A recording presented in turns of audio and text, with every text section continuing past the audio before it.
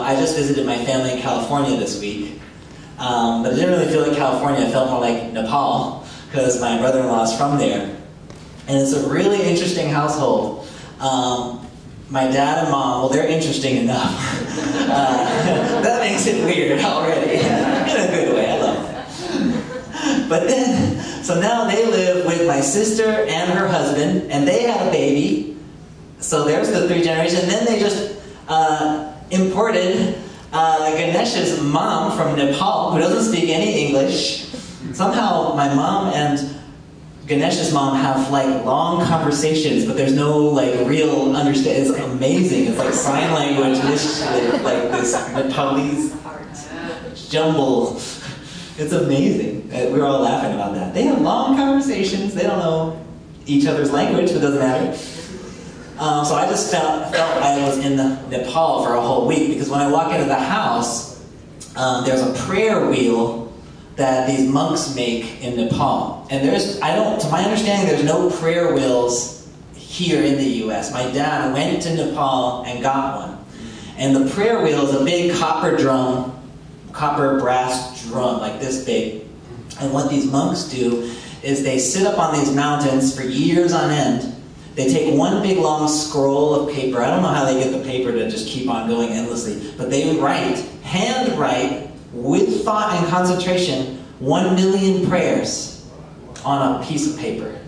They write each one, and it takes them years and years to finish. Then they roll it all up as tight as they can, and imagine miles and miles of paper rolled up, and it turns into this huge hunk about this big, and it weighs like a refrigerator.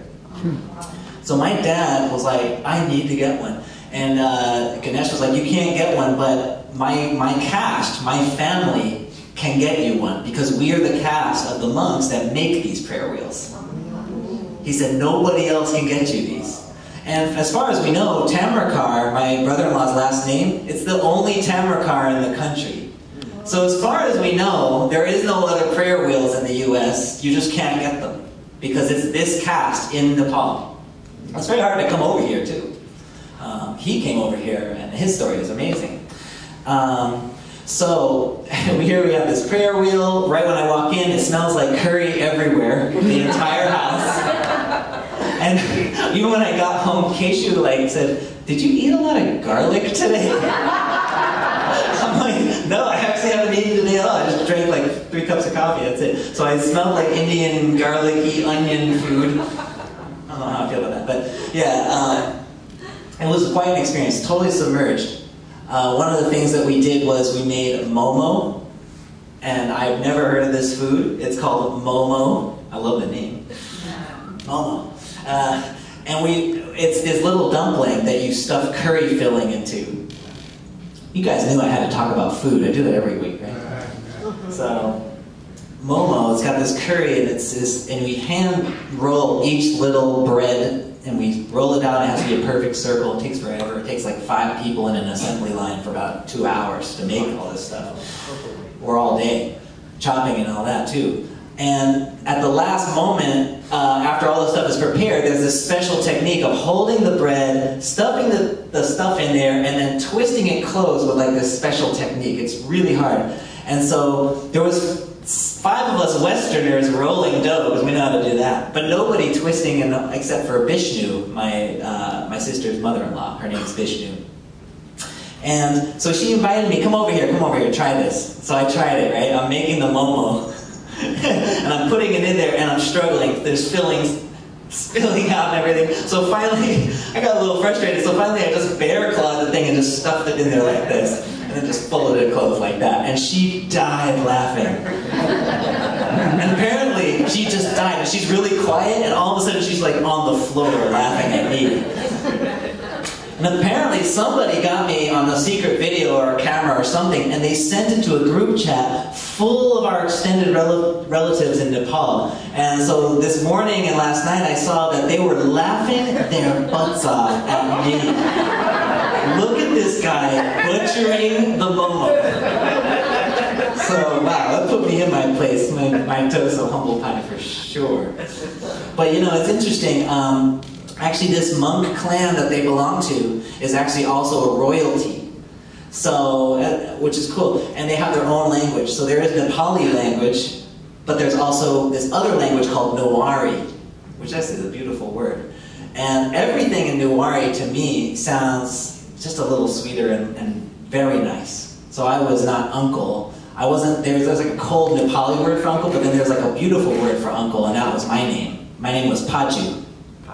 So I was Paju. And you say the name before so Joe Paju. So that's what all the people laughing their butts off at me are calling me that. But there's a lot in this family name. And so I was asking, I was really curious. I was saying, well, it seems like your clan is so cool.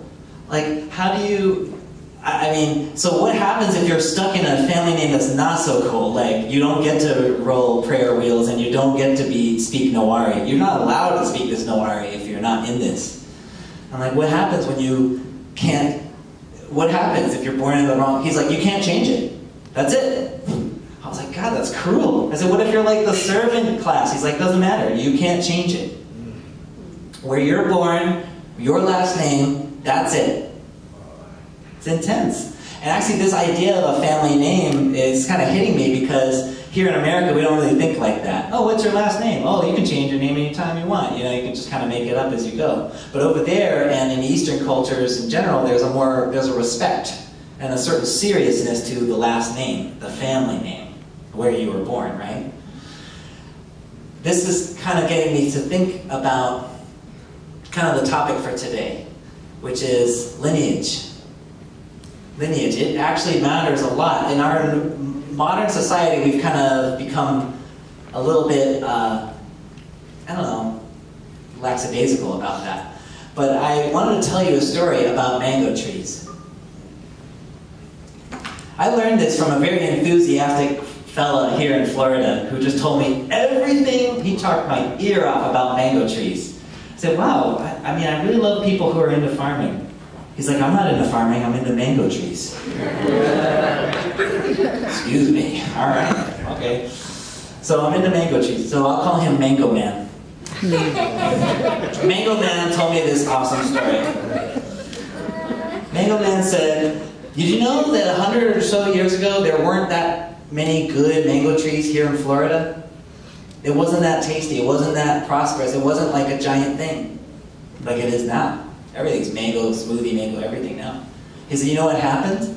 One day, somebody mixed a seed from India, which is funny, Nepal and India, I didn't get that connection until just now. Took a seed from India and brought it over here and mixed it with a seed somehow, I don't know how they did it, here in Florida. And out came a tree that they call the Haden Tree. Does anybody know about this story? Good, this is Floridian history. All right, here's me, the out-of-towner, telling you about this. That's weird. That's good, I learned something from Mango Man. He said the Haden Tree is a special tree, and this was planted and it grew, and the fruit was so delicious that they freaked out. The Captain Haden was the guy who did it, and the wife, especially the wife, was like, this is incredible, we're going to tell everybody about this. I'm telling you this is different. This is not just the weather, this is not just this plot of soil, this one is different, right? So Captain Haden dies, and she continues and tells everybody about the Haden Tree. It's in Coral Gables still, with no fencing or nothing. I'll get to why there's nothing special on this tree at all. They found the original tree, and they don't really treat it that special. So what happened was, these farmers got wind, whoa, there's a special tree over there, let's go over there. So what they did is they picked up the seeds, but not only the seeds, they took branches. So does everybody know about this technique called grafting? Mm-hmm. So they took the twigs from this tree and they spread it around. What's phenomenal about the Haden Tree is that it caught on like wildfire. So Mango Man was just like getting light in his eyes. He was like, do you realize how fast this spread? Within a few years, it was like all of South Florida was all Haden trees. It spread faster than anybody thought because people kept coming over, grafting it, and spreading it. And now, to this day, every store-bought, mass-produced mango that we have available to us is a descendant of the Haden tree. Mm-hmm. to this day, 100 years later. They've made other modifications, and I'm not so sure about those because they're more resistant to chemicals, but they all kept the Haden Tree lineage. They could never find a better one. It's pretty incredible. I can see why Mango Man was so into this. But they kept on, they came and grafted, and I want you to check out this picture. The grafting looks like this. Now, when I saw this, I actually laughed. I was like, this looks ridiculous. This little twig just duct taped to a trunk, right? So if you didn't know this science, if you didn't know this was a thing, and I was walking down the street with you, and I said, hey, you see that big tree over there? I bet you $100 if you chop this part of the tree off and you put a twig on there and you duct tape it, it's gonna grow into new fruits. You'd be like, thanks for the $100. That's crazy talk, right? Doesn't make any sense. Look how much trunk there is, right? Imagine the whole tree, right? Behind it. So if you saw this, you'd be like, well, the fruit that comes out of this is going to be 98% the old trunk and maybe a little aftertaste of the new one, the new twig, right? Doesn't that make sense? There's so much trunk there, there's not much twig. But here's the thing, the miracle of Mother Nature. This produces 100% genuine fruit in the lineage of the twig, not the trunk. Not a strap of the trunk lineage in this twig. I think that's pretty amazing. So imagine, I was kind of like, this is how I just ramble in my mind all day. I was imagining, you're a tree and you're having bad year after bad year. Man, my mangoes are pretty lame. How do I make my mangoes better, right? And you're thinking, well, if there was good weather, if there was good soil, maybe if we can get out of the ice age, or maybe if we had warmer climate, or maybe this, or maybe if I had better farmers, I'd have better fruit. Imagine you're the tree. And there's just no way out. Just like Ganesh was telling me, right? Your family name, there's no way out. You're there. You're going to produce this thing. Doesn't matter, ice age, dark age, blah, blah, blah. You're that tree. And they have these trees that are 5,000 years old that have just been doing the same thing for 5,000 years. So imagine you're stuck. And that's what I realized is thinking about that, imagining me being the tree. This is the genius and the revelation that Jesus and True Father brought us. Is that throughout human history, we can say, if there was only more love in the world, it would change it.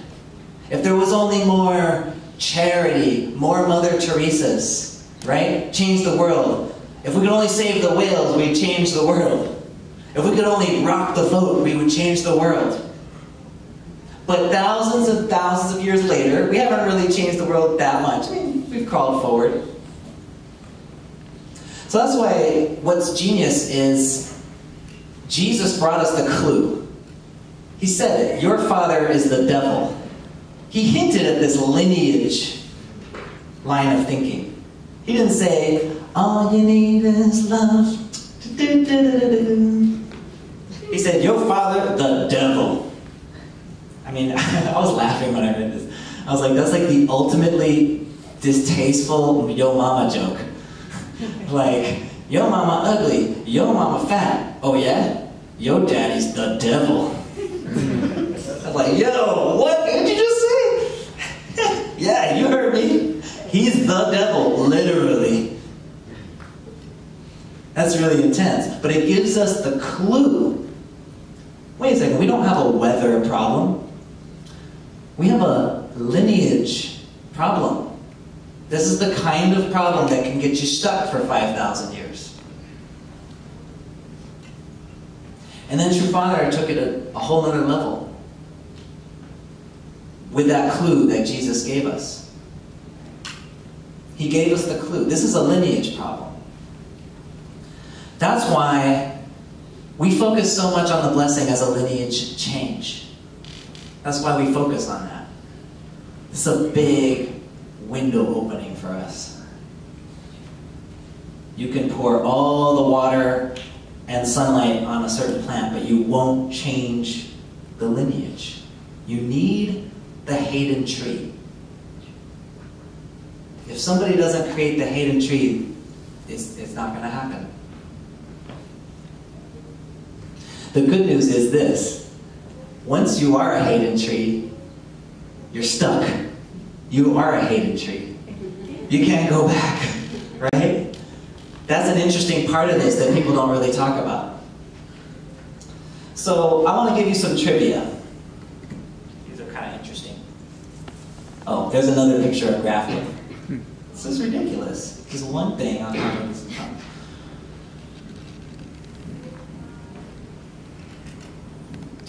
What happens to new grafted trees? I'm going to give you a quiz. A, the fruits are the same as the old tree.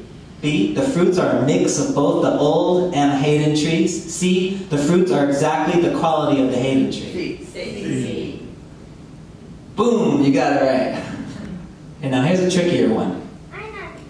Here's a trickier one. You're going to get this one. Now what happens? Okay, we know that once you graft and the fruit that drops and it's a new Haden fruit. Got it. What happens when you plant that tree into the ground and it goes up to a new tree? Do you know? Well, the fruits are exactly the same, right?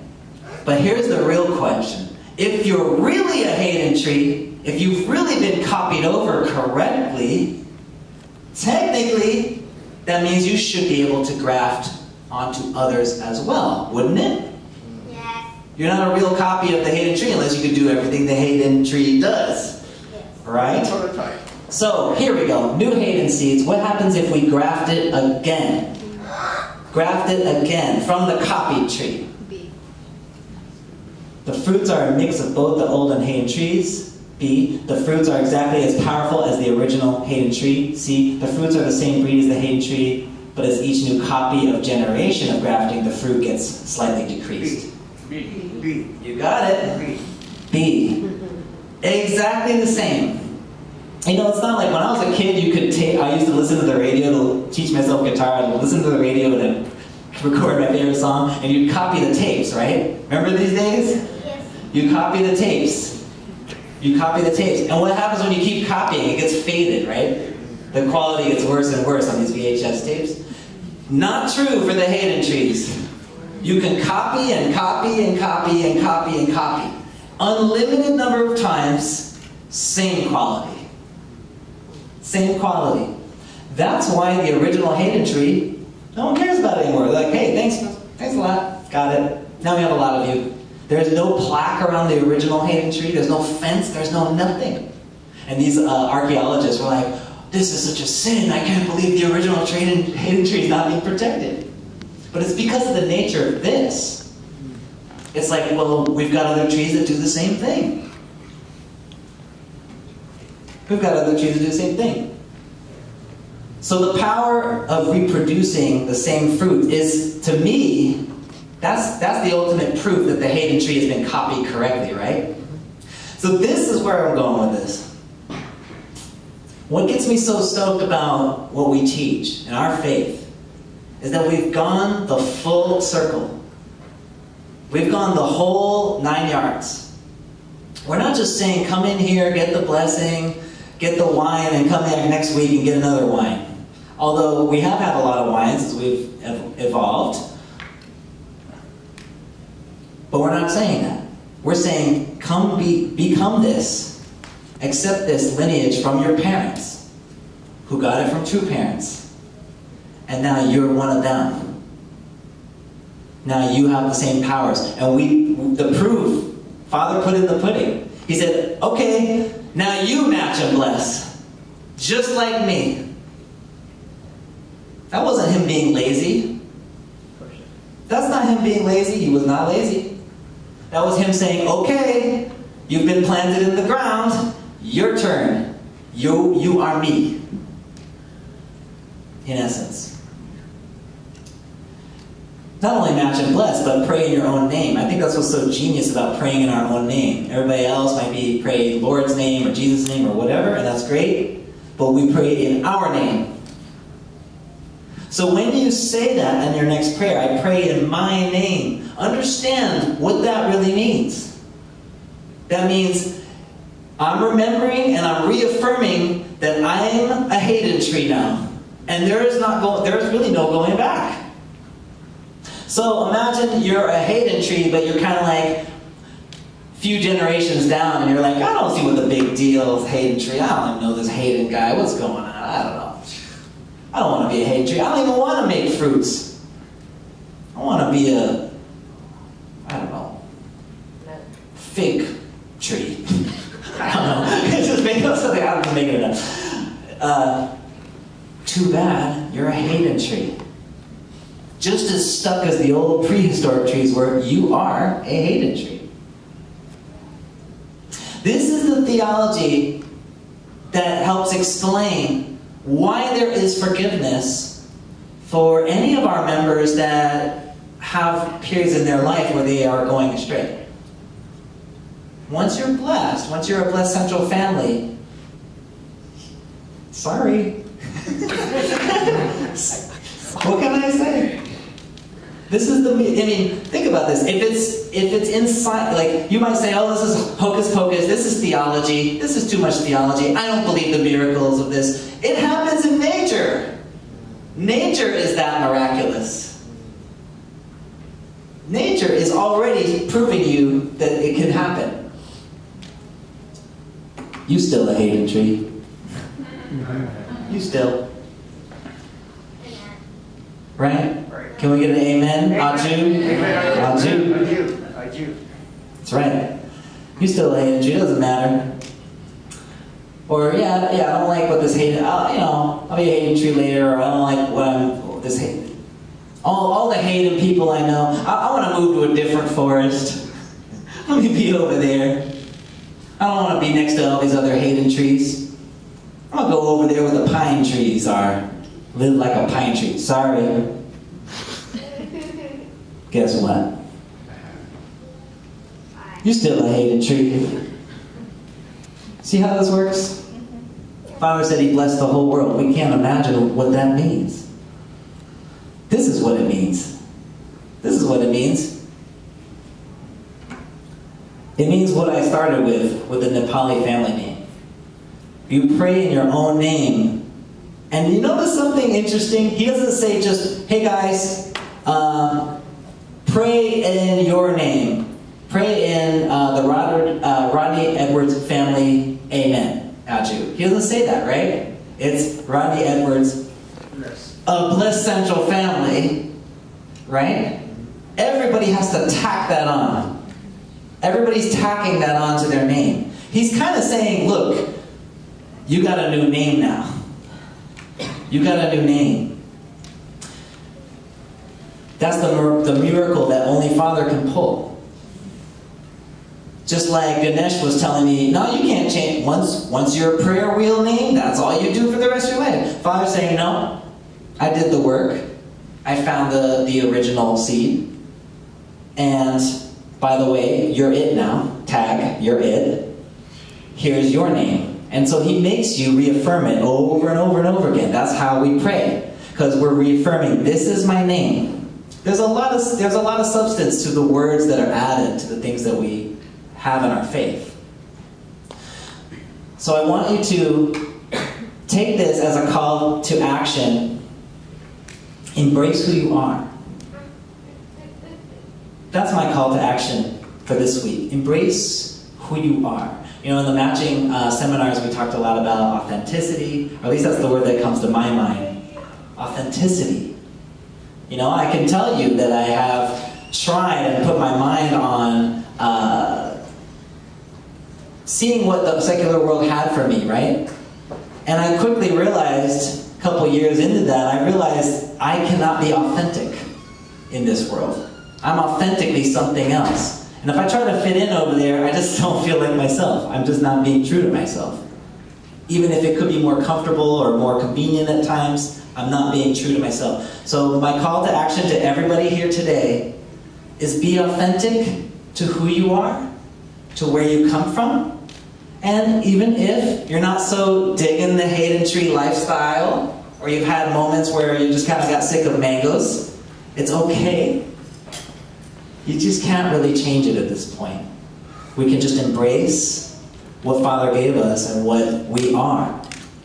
Embrace who you are. You are blessed families. Okay, so thank you very much.